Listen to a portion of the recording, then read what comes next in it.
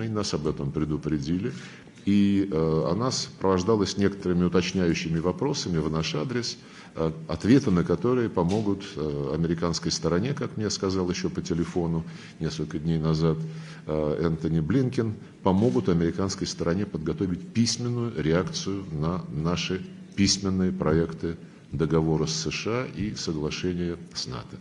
И, в общем, сегодня все это и произошло. Добрый день, Ирада Зейналова, НТВ. Сергей Викторович, в 70-е, когда было Хельсинские договоренности, заняло 3 года поговорить. В 2009 году мы предлагали договор о европейской безопасности. Он тогда ушел в песок. Сейчас есть ощущение, о котором говорили сразу после подтверждения нашего плана о красных линиях. Сейчас есть ощущение, что могут быть заболтаны все эти соглашения и что они тянут время? Ну, в принципе, опыт нашего общения с западными коллегами по проблематике европейской безопасности, он, конечно, изобилует примерами, о которых вы упомянули частично, когда что-то обещалось и потом не выполнялось. И я уже приводил слова президента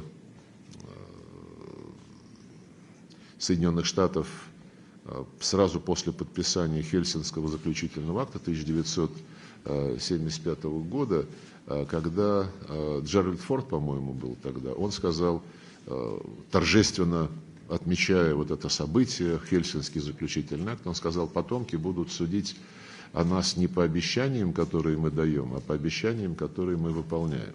И вот с этим, конечно, и у американских наших коллег, и у других западноевропейцев, да и натовских членов, с этим плоховато. Но еще раз говорю, мы сегодня услышали, конечно, некоторые повторения аргументов о свободе выбора альянсов, военных союзов, но мы привели целый ряд документов, в которых эта свобода выбора союзов обусловлена необходимостью избегать каких-либо шагов, которые будут укреплять безопасность одного государства в ущерб безопасности других государств. И попросили Энтони Блинкена и его команду объяснить нам, как они трактуют вот эту часть тех обязательств, которые были на политическом уровне приняты в ОБСЕ и не раз подтверждены в ОБСЕ. Так что встреча была у нас промежуточная.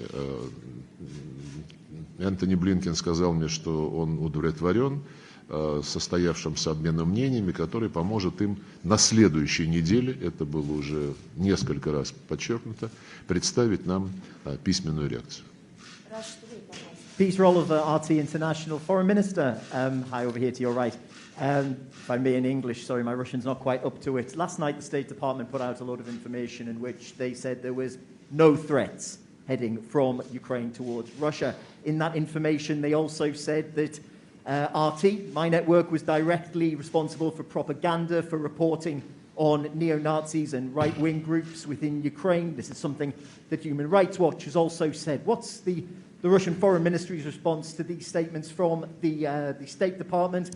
Also, how has the amount of weaponry from both the United States and UK that has been arriving in Ukraine, how has that affected the talks that you've been having with the Secretary of State? Ну, вы все за меня уже рассказали, конечно. Эти бумаги, которые Госдепартамент специально, конечно, готовил к сегодняшней встрече, их читать невозможно, но у нас есть специальные подразделения, которые возглавляет официальный представитель министерства. Они обязаны все это изучать, и реакция уже последовала. Я не думаю, что следует дополнительно как-то комментировать. Там достаточно полистать и наугад открыть любую страницу, и чтобы убедиться, что все, что там написано, не выдерживает никакого критического анализа. И просто в большинстве случаев это чистая ложь. Вот. А что касается угроз, мы обсуждали Украину сегодня.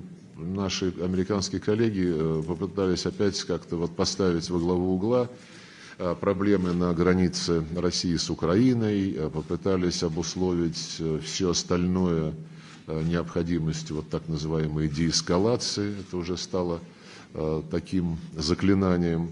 Но, подчеркну еще раз, в конечном итоге завершили мы договоренностью о том, что нам будут на следующей неделе представлены письменные ответы на все наши предложение. Ну и вы упомянули заявление о том, что Украина никакой угрозы для России не представляет.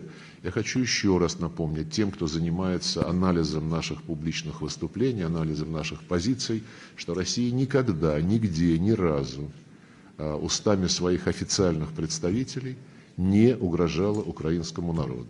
Президент Зеленский, которого взяли под свое крыло наши западные коллеги, опекают его, поощряя на любые выходки, заявил публично, что если кто-то чувствует себя русским из граждан Украины, то пусть он убирается из Украины в Россию. А тех, кто на Донбассе противостоит государственному терроризму со стороны киевского режима, он назвал не людьми, а особями, как вы помните. Поэтому кто кому угрожает и во что эти угрозы могут вылиться, это большой вопрос. Мы не исключаем, что вся вот эта истерика, которую сейчас раскручивают наши западные коллеги, она направлена на то, чтобы если уж не спровоцировать какие-то украинские силовые действия на Донбассе, то как минимум, чтобы прикрыть линию киевского режима на полный саботаж минских договоренностей. Иного объяснения я не вижу, потому что все ответы на вопросы, которые звучали, мы предоставили, и когда нам говорят, ну да, вот все-таки, да, это ваша территория, мы это признаем, но многовато что-то вы там войск собрали. И при этом тут же в одном предложении заявляется, что то, что делают американцы со своими войсками в Европе, это не наше дело. Мы сегодня откровенно с Тони Блинкеном об этом поговорили, он согласился, что, в общем-то, нужно, конечно, более разумно вести диалог, и надеюсь, что эмоции поубавятся, хотя гарантий никаких нет.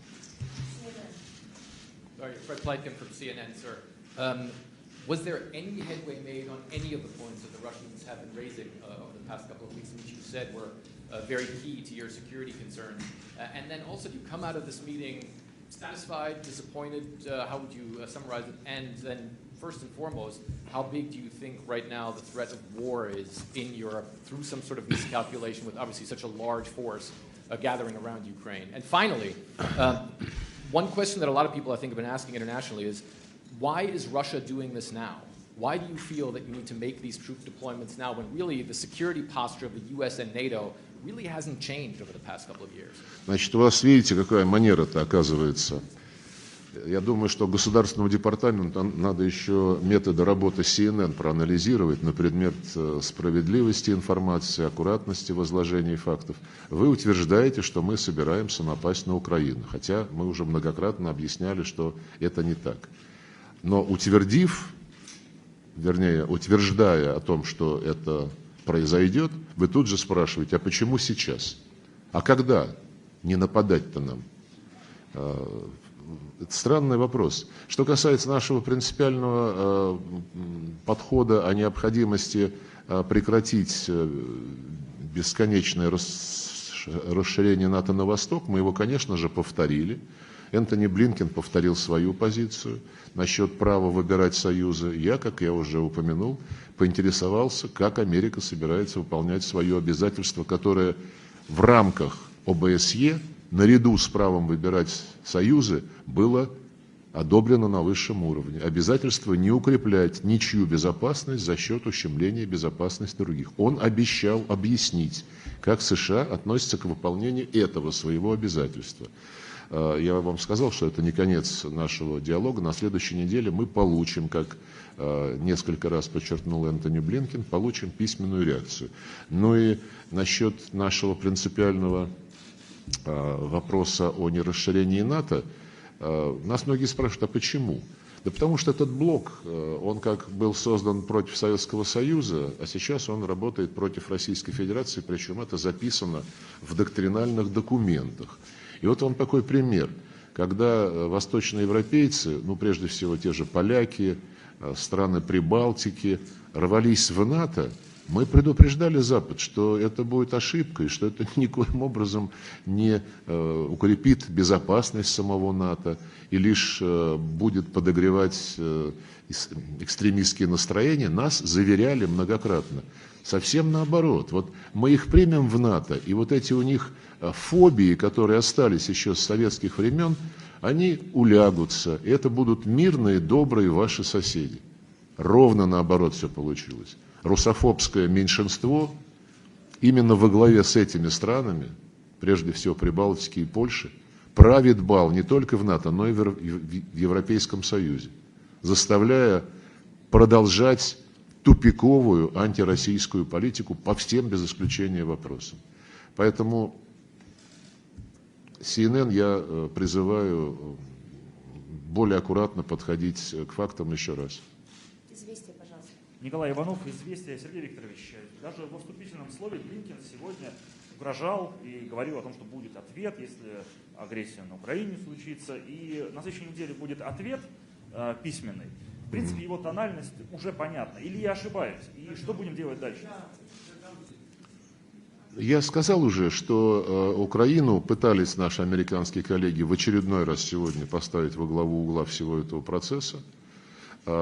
Мне показалось, что в итоге после наших объяснений они, сохранив свои озабоченности, как они их называют, все-таки поняли, что нужно концентрироваться на содержании наших предложений, и обещано было, еще раз подчеркну, предоставить нам на следующей неделе письменную реакцию на наши предложения. Я почти уверен, что каким-то образом, так или иначе, там Украина тоже прозвучит, но я не услышал сегодня ни одного аргумента, который обосновывал бы американскую позицию по вопросу того, что происходит на российско-украинской границе. Только вот озабоченности.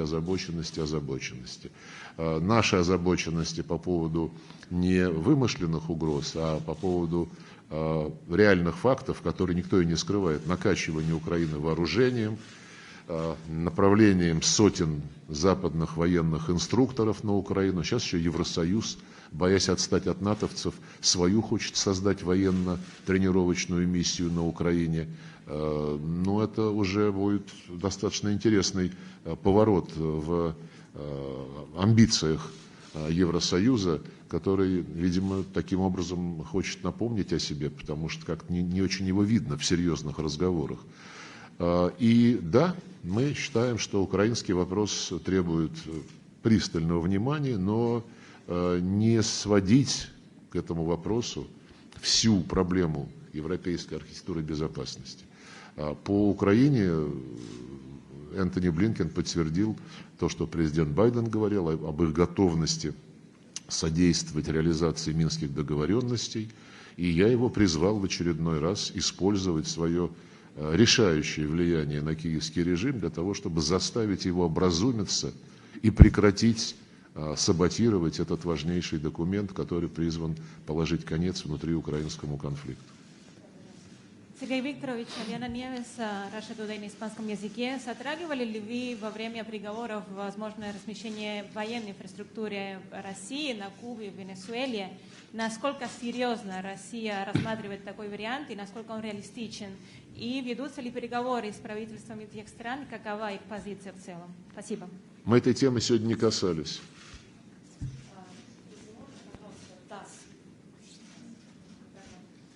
Здравствуйте, Сергей Викторович. Вы упомянули, что это не последний контакт, это предварительный, и который продолжится, и что потом последует, после ответов, письменных ответов, предоставленных американской стороной, последует еще один контакт. Возможен ли саммит для обсуждения этих вопросов? И еще один вопрос.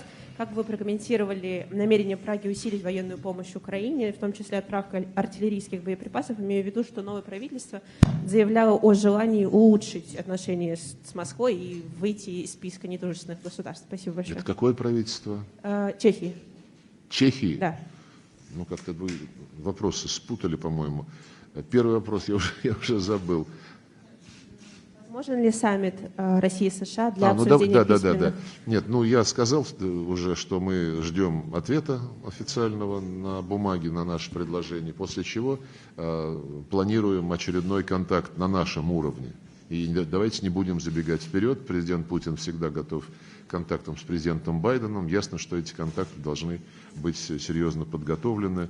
И чтобы было понятно, на что мы должны выйти по итогам задействования потенциала наших лидеров. Что касается нового чешского правительства, да, мы слышим то, что заявляется, но, конечно, будем определяться, когда эти слова воплотятся в какие-то конкретные предложения, какие-то знаки конкретные в наш адрес.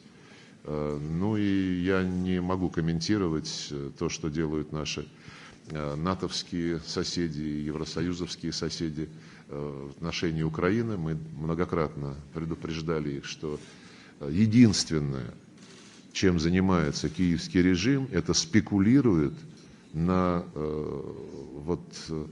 покрывательстве, которым он пользуется со стороны своих западных спонсоров. Как только вот эта русофобская истерика прекратится, всем будет очевидна несостоятельность этого режима. Hello, Minister. Over here. Minister. Jamie Keaton, Associated Press. Thank you for taking my question.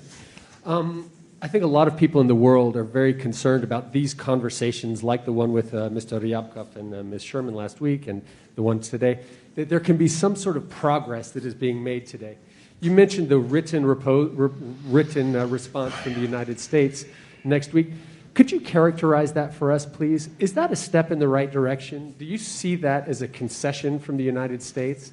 And how long is Russia going to be willing to wait for satisfactory answers? Ну, прям все вам расскажи.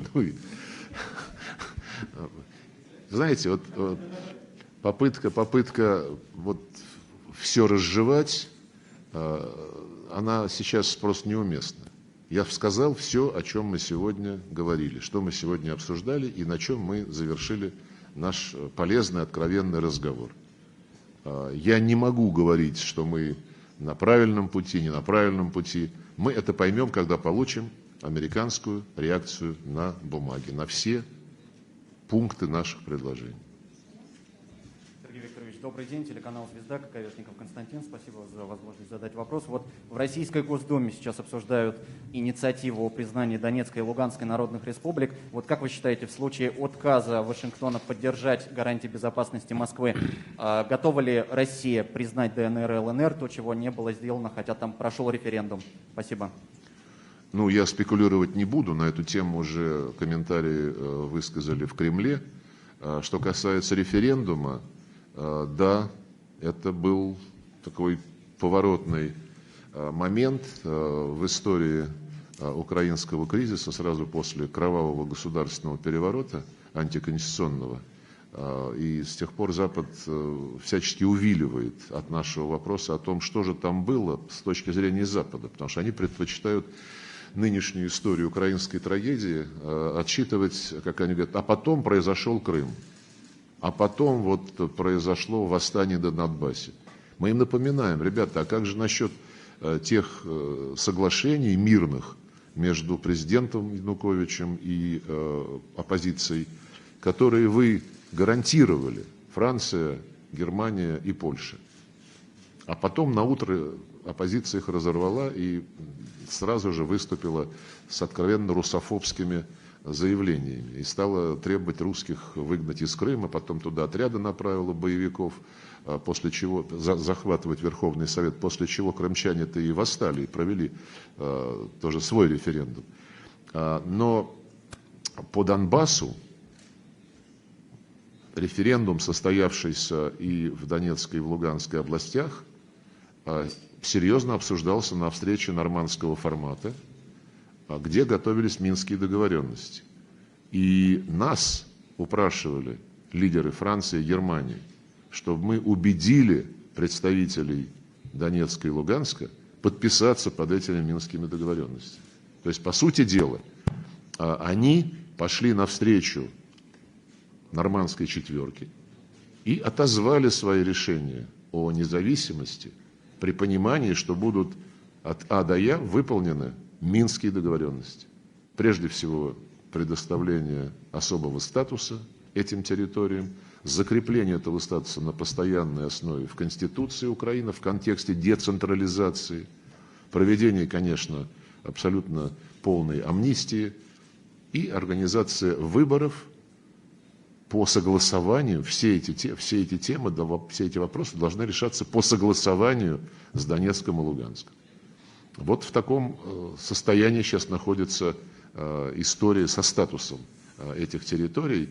И мы в очередной раз и сегодня, и когда у нас была министр иностранных дел Германии, и в контактах с нашими французскими коллегами, заостренно ставим вопрос о том, что пора прекратить попустительствовать тому, что вытворяет киевский режим, и заставить его выполнить то, что было не просто обещано, а то, что было одобрено Советом Безопасности. Hi, David Khalifa from RT France. Earlier in the week, Emmanuel Macron proposed a new European security order to stand together against Russia. What do you think about this new order? Is it a provocation for you? Я не понял. Президент Макрон сказал, что надо создать новый порядок против России? The European Parliament Я... this week. He proposed a new order security for Europe, and he said it's to stay strong against Russia. Is it a provocation for you? Я не слышал, чтобы президент Макрон призывал создать что-то против России.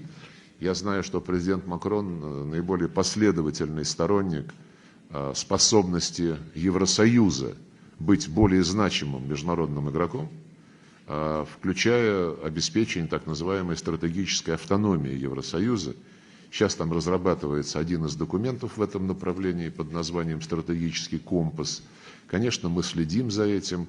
Там очень сильное влияние тех самых русофобов, которые, как нас уверяли, как только вступят в НАТО и в Евросоюз, успокоятся. Они не успокоились, они только раззадорились.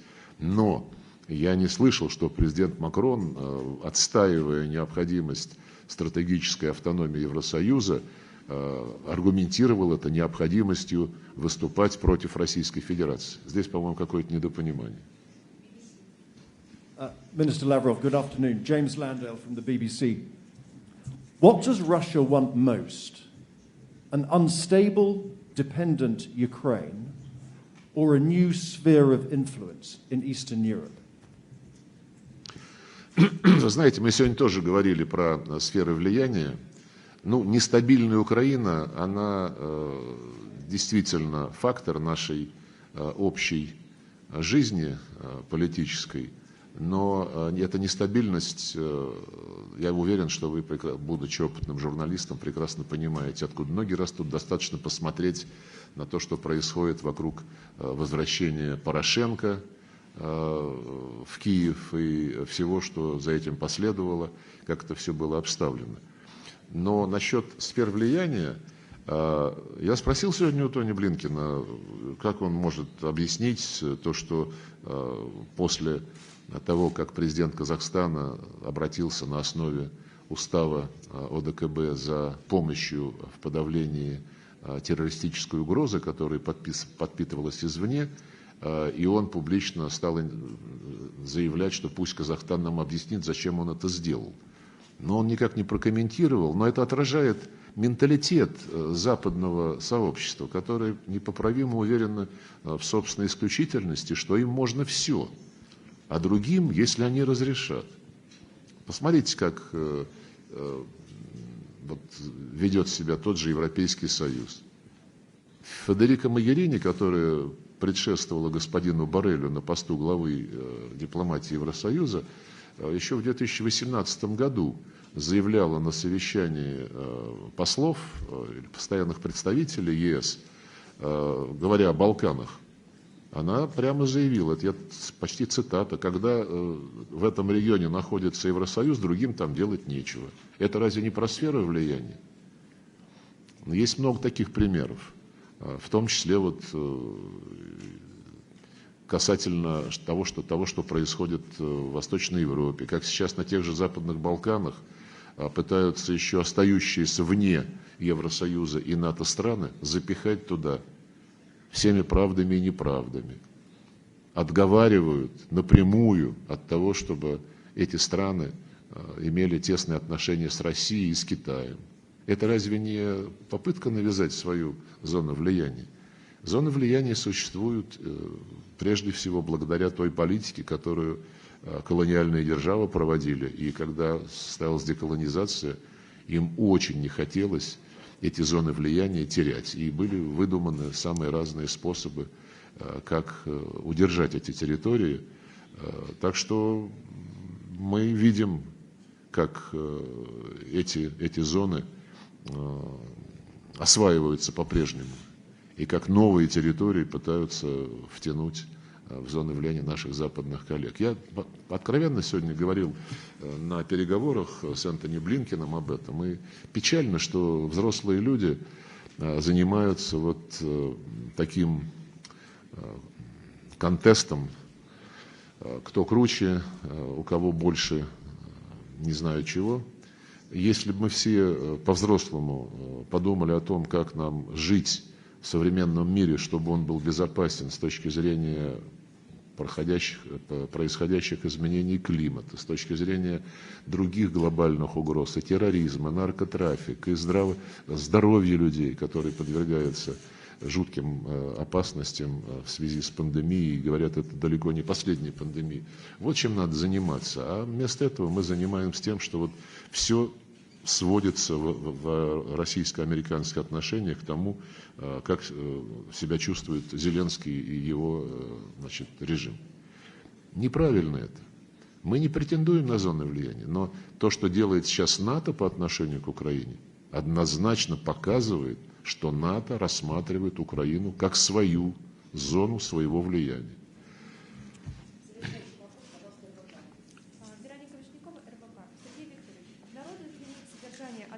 Не щелкайте, пожалуйста, не слышно ничего.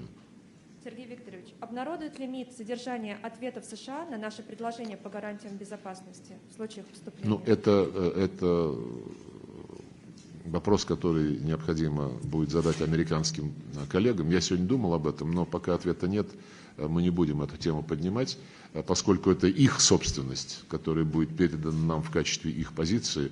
Я считаю, что было бы правильно этот ответ придать гласности, и буду просить Энтони Блинкена, чтобы они не возражали. Спасибо.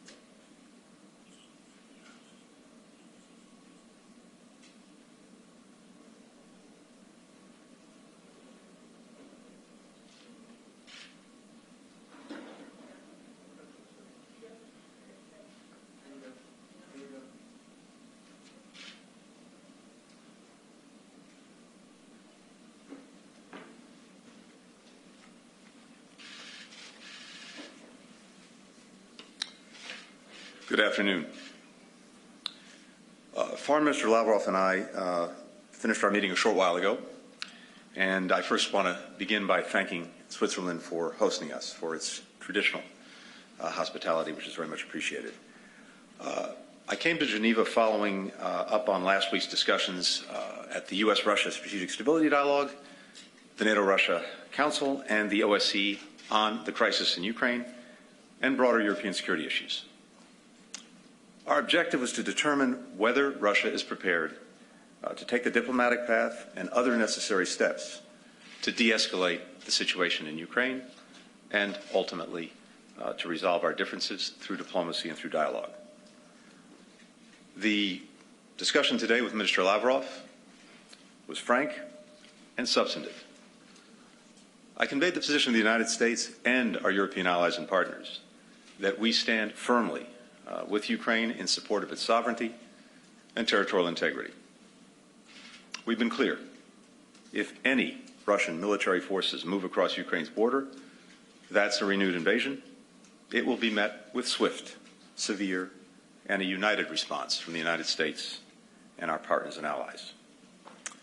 We also know from experience that Russia has an extensive playbook of aggression short of military action, including cyber attacks, paramilitary tactics, and other means of advancing their interests aggressively without overtly using military action. Those types of Russian aggression will also be met with a decisive, calibrated, and again, united response. That's the clear message coming out of my meetings on Wednesday in Ukraine with President Zelensky, Foreign Minister Kuleba, yesterday in Germany with my counterparts from Germany, the UK, France, and the European Union, and with German Chancellor Scholz. We're united in our commitment to finding a way forward through diplomacy and dialogue, but equally in our resolve to impose massive consequences should Russia choose the path of confrontation and conflict. I expressed again to Minister Lavrov that on the security concerns that Russia has raised in recent weeks, the United States and our European allies and partners are prepared to pursue possible means of addressing them in a spirit of reciprocity, which means, simply put, that Russia must also address our concerns. There are several steps that we can take, all of us, Russia included, to increase transparency, to reduce risks, to advance arms control, to build trust.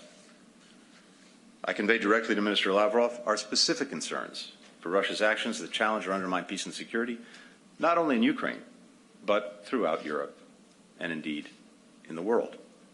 I also laid out several ideas to reduce tensions and increase security, which we've developed in consultation with our partners and allies, and where we believe we can find common ground, again, based on the principle of reciprocity. This was not negotiation, but a candid exchange of concerns and ideas. I made clear to Minister Lavrov that there are certain issues and fundamental principles that the United States and our partners and allies are committed to defend. That includes those that would impede the sovereign right of the Ukrainian people to write their own future. There is no trade space there. None. Foreign Minister Lavrov and I also talked about the way forward. Let me say as well that he heard from us and from me that what is for us an inviolable rule, nothing about Ukraine without Ukraine, nothing about NATO without NATO, nothing about Europe without Europe.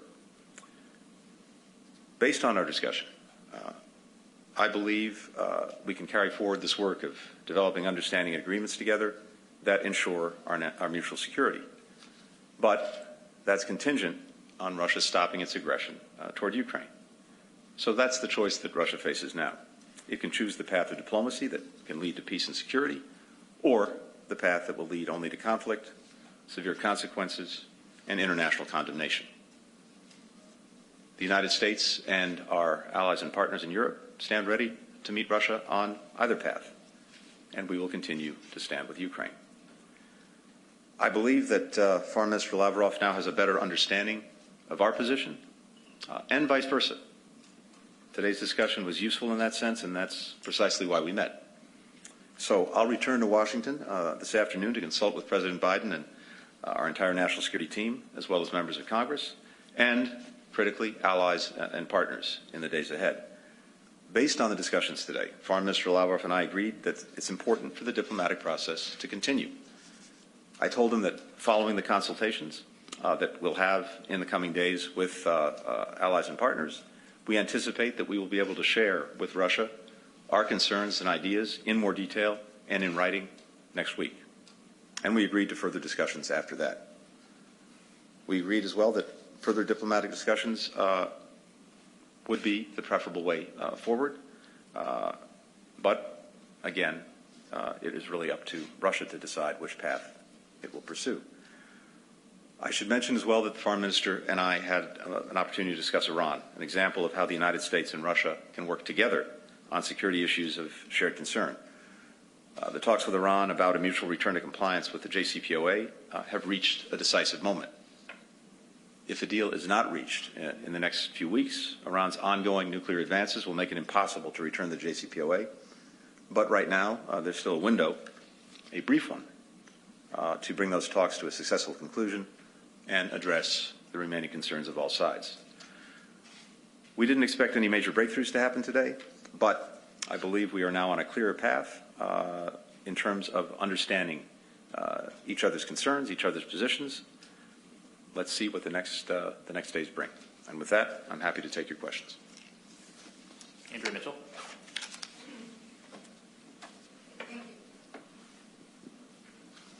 Thank you, Mr. Secretary. Mr. Lavrov has spoken today about hysterical rhetoric, what he calls hysterical rhetoric from the West about an invasion he claims to provoke Ukraine. And President Biden said that with what has happened so far, that he believes that Putin will move in because he's got to do something. So, do you think, as of today, that you have a better understanding from Mr. Lavrov, first of all, of what Putin's intentions are? Do you have any commitment at all that they will stop the aggression that you say is standing in the way of any positive agreement? He says that you are going to present written responses, which you've just confirmed, but he wants them to be to his original proposals, which you and everyone in the administration has said from the beginning are non-starters, proposals to limit NATO expansion. So will your written answers have any different response to him about NATO expansion, which you just said is nothing, is not negotiable? So where do you see a space for any kind of engagement to defuse this crisis? And since you brought up Iran, do you think there is the possibility, after talking to Mr. Lavrov, that you and Russia, the U.S. and Russia, and the other allies, can get Iran agreed to come into compliance, and will the U.S. then agree to lift sanctions, perhaps simultaneously? Thanks very much, Andrea. First, we're not proceeding on the basis of emotion. We're proceeding on the basis of fact and history. The facts are that Russia has amassed very significant forces on Ukraine's border and continues to do so. 100,000 troops, most recently including forces deployed to Belarus. That would give Russia the capacity, if President Putin so chooses, to attack Ukraine from the south, from the east, from the north. And we've seen plans to undertake a variety of destabilizing actions, some of them short of the overuse of force, to destabilize Ukraine, to topple the government, a variety of things. So, as I said, this is not on the basis of emotion, it's on the basis of fact and also history. Russia invaded Ukraine in 2014, seizing Crimea, provoking an ongoing conflict in eastern Ukraine, the Donbass, changing Ukraine's borders by force. That's what we're looking at. We've heard Russian officials say that they have no intention of invading Ukraine. In fact, Minister Lavrov repeated that to me today. But again, we're looking at what is visible to all, and it is deeds and actions, not words, that make the difference. I suggested to Minister Lavrov, as we have repeatedly, that if Russia wants to begin to convince the world that it has no aggressive intent toward Ukraine, a very good place to start would be by de-escalating, by bringing back, removing its forces from Ukraine's borders, as well as engaging in diplomacy and dialogue, which is what we did today and what we plan to continue doing in the days and weeks ahead.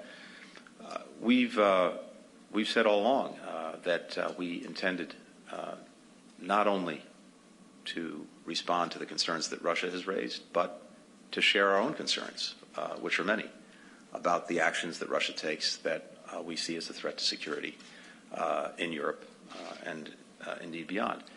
And so it was important in the course of the conversations that we've had to date, Andrea, both last week at the Strategic Stability Dialogue between the United States and Russia, at the NATO-Russia Council, at the OSCE, to make sure that we fully understood each other's positions, each other's concerns. After that, and after consulting very intensely with allies and partners, President Biden wanted me to have this opportunity, having digested what we've heard over the last week, and presumably the Russians having had an opportunity to discuss what they'd heard initially from us with President Putin, to really see where we are directly with Foreign Minister Lavrov, to determine whether there is a path forward for dialogue and for diplomacy, and then to look at how we would pursue that. And again, what was agreed today, which was that we will share with Russia a response to the concerns it's raised, our own concerns, and put some ideas on the table for consideration.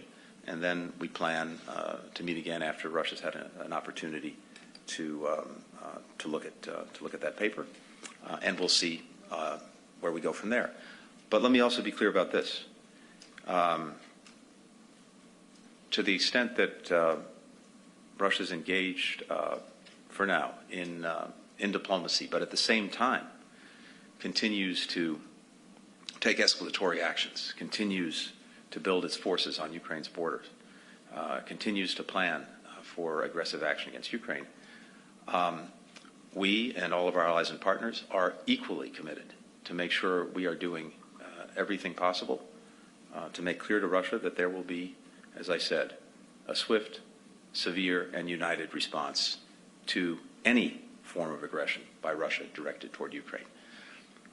Finally, let me say this. Based on the conversation today, Andrea, look, I believe that there are areas where, on a reciprocal basis, we can address some of each other's concerns. And they go to things like greater transparency in our military activities, various risk reduction measures, pursuing arms control, and other ways to build trust that I think would address some of the concerns that Russia's expressed, as well as the many concerns that we have. But it's very important to be equally clear about things that we will not do. And one of those is we will not go back on the fundamental principles that we have and that we are committed to defend. And one of those is NATO's open door. And others include, as I've talked about in recent days and in recent weeks, our commitment to the principle that one nation can't simply violate and change the border of another country by force, that it can't propose to dictate to another country its choices, its policies, with whom it will associate, and that it can't exert a sphere of influence that would subjugate its neighbors to its will. We're not going to put any of those principles in question. And I think Russia understands that very well. So, again, based on the conversations we've had, over the extensive conversations over the past week and today here in Geneva, I think there are grounds for and a means to address some of the mutual concerns that we have about security. We'll see if that bears out. And meanwhile, we will continue to prepare resolutely to both paths that we've laid out for Russia, the path of diplomacy and dialogue, or the path of renewed aggression, confrontation, and consequences. Michael Crowley. I'm sorry, Andrew, we have very limited time. Michael Crowley. Oh, I'm sorry. I has to address that. So on Iran, I have to say that Russia shares our sense of urgency, the need to see if we can come back into mutual compliance in the weeks ahead.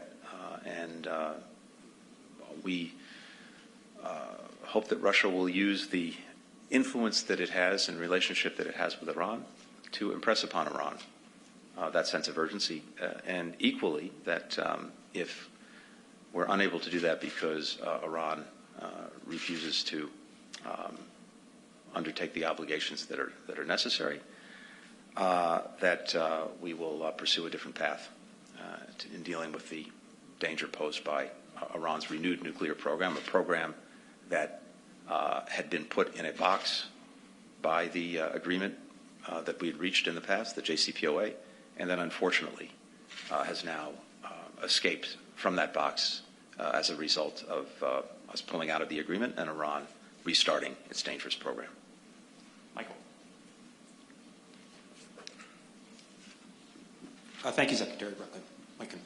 After 4 fairly inconclusive meetings between U.S. diplomats and Russian ones, does this process need to move to the presidential level for a breakthrough? Does President Biden need to be speaking to President Putin for progress really to be made here? And a second question, if I may. In Berlin, you outlined the stakes of this crisis, including the security, the sanctity of borders and the governing principles of international peace and security.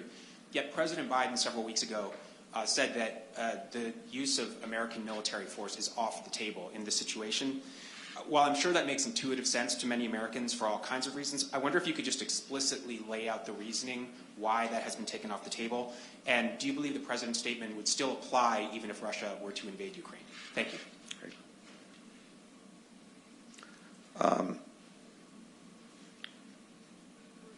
First, on the second part of the question, we have made clear and done a number of things in support and defense of Ukraine that will continue. First and foremost, we have worked in very close coordination with allies and partners to develop and make clear to Russia the consequences from renewed aggression against Ukraine. And that is an important component of deterring and dissuading Russia from engaging in that course. At the same time, we have proceeded with providing Ukraine with significant defensive military assistance. In fact, in this year alone, more than at any time since 2014. That continues. Allies and partners are doing the same. And finally, we've worked very closely with allies and partners to begin to plan for the reinforcement of NATO itself on its eastern flank in the event of further Russian aggression against Ukraine. All of these things to make clear to Russia the costs and consequences of its potential actions. We think that's the best and most effective way to convince Russia not to engage in further aggression against Ukraine. Ukraine is a very valued partner of the United States and other countries in Europe as well. But our Article 5 commitment extends to NATO allies, something that we are deeply committed to. Ukraine is not a member of NATO. It's not covered by the Article 5 commitment, but a determination to do everything we can to defend it and to prevent or deter aggression directed toward it. And as I said, we will continue all of those efforts in the coming days and coming weeks, even as we test whether the path to a diplomatic resolution is possible. And I'm sorry, the first part of the question?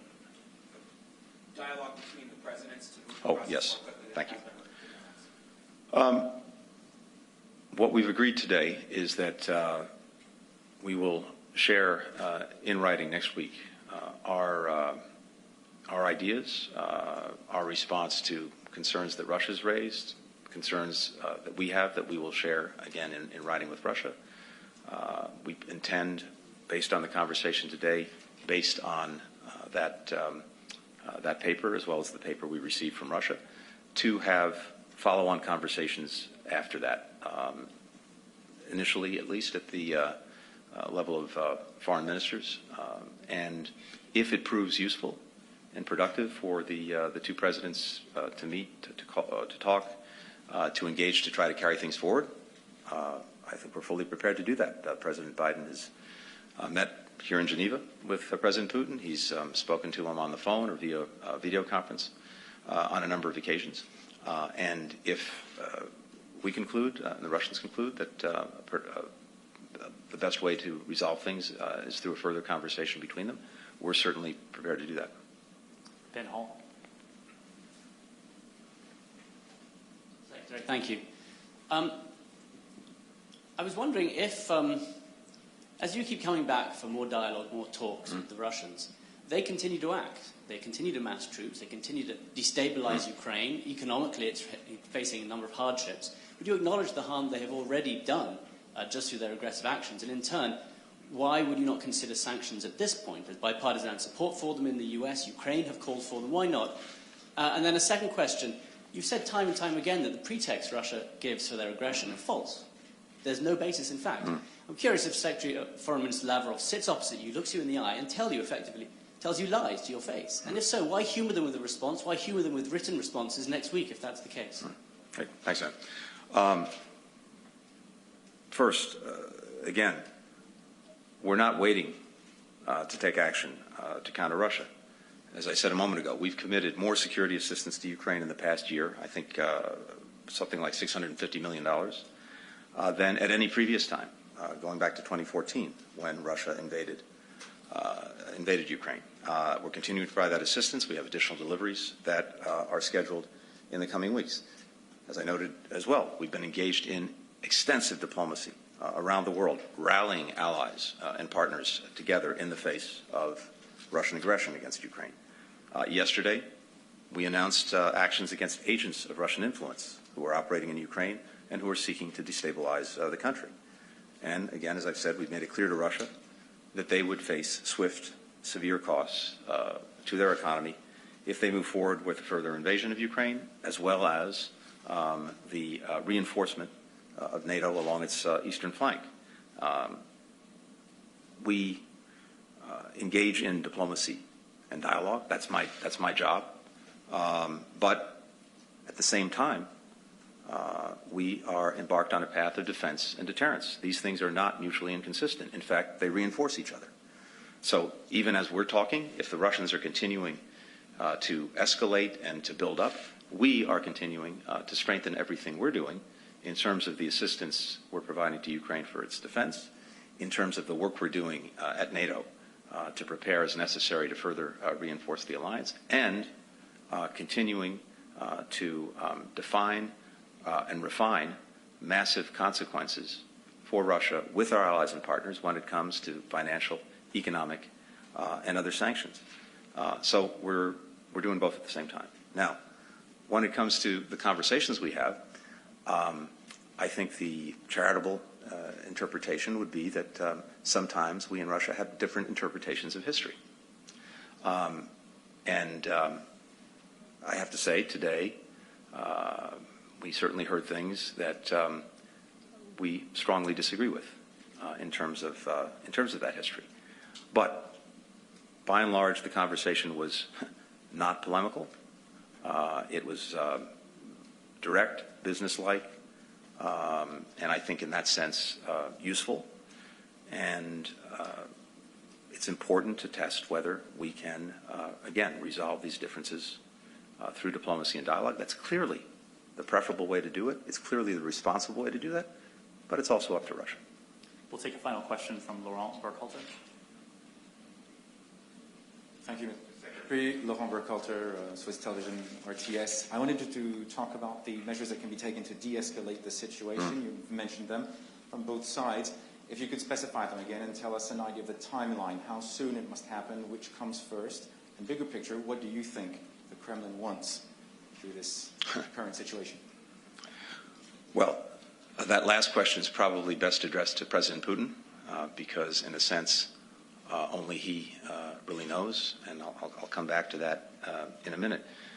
But again, as I was saying earlier, I think that as we've looked at what Russia has put forward, as we've listened to what they've said, as we've consulted intensely among allies and partners, as we've looked at our own deep security concerns about actions that Russia takes, not only with regard to Ukraine, but in other places and by other means in Europe and beyond, I think it is fair to say that there are areas where we believe we can pursue dialogue and diplomacy to see if we can find ways to address mutual security concerns on a reciprocal basis that would enhance security for everyone, for us, for our European allies and partners, and for Russia.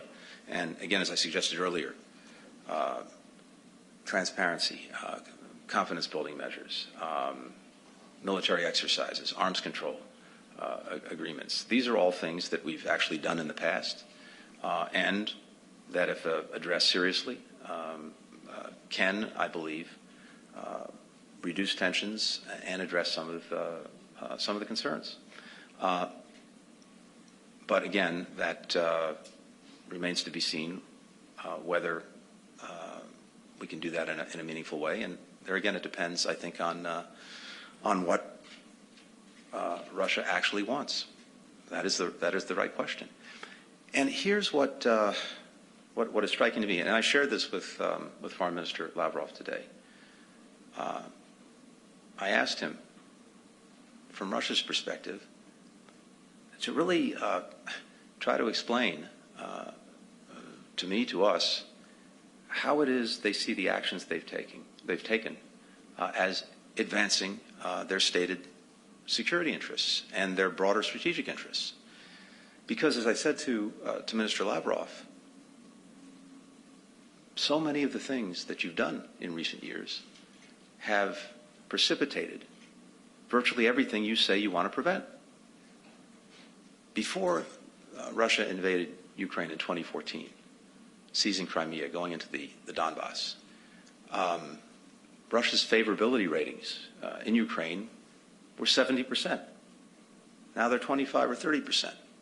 Before 2014, before they went and seized Crimea and went into the Donbass, support in Ukraine for joining NATO was 25 or 30%. Now it's 60%. Before 2014, we had been continuing on the path of continuing to reduce, while at the same time strengthening our forces in Europe since the end of the Cold War. Well, what happened after 2014 is NATO felt the obligation, because of Russian aggression, to reinforce its eastern flank. And since 2014, our efforts over many years to convince allies and partners to increase defense spending, well, that succeeded. But I have to say, as much because of Russia and the actions it's taken, as because of anything we've done. So, based on Russia's stated strategic interests and concerns, how have their actions advanced those concerns? On the contrary, it's gone in the opposite direction from what Russia purports to want. And now, if Russia renews its aggression against Ukraine, the outcome will be to simply reinforce the very things, the very trends that Russia expresses concern about. So I hope that that's something that Minister Lavrov reflects on and that President Putin might reflect on as they think about the days and weeks ahead. Thank you.